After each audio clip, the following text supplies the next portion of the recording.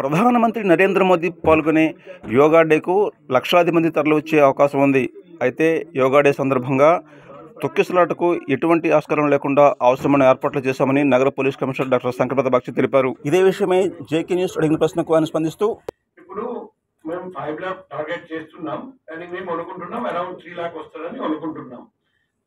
ఖచ్చితంగా రీసెంట్ గా కొన్ని దురదృష్టకరమైన సంఘటనలు జరిగాయి కాబట్టి తొక్కిసలాట జరగకుండా అన్ని చోట్ల మేము ప్రికాషన్ తీసుకుంటున్నాం.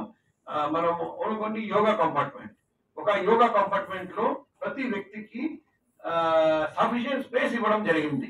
ఒక particular yoga compartment one side అయితే 625, బోత్ సైడ్స్ అయితే 1350 అలా ఇవ్వడం జరిగింది.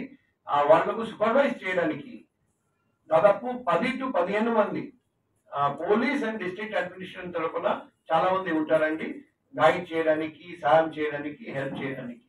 సో తొక్కిసలాట జరగనీయకుండా చూడడానికి అన్ని విధంగా మేము ఏర్పాట్లు చేస్తున్నాం. పబ్లిక్ కి కూడా కోఆపరేట్ చేయమని రిక్వెస్ట్ చేస్తున్నాం.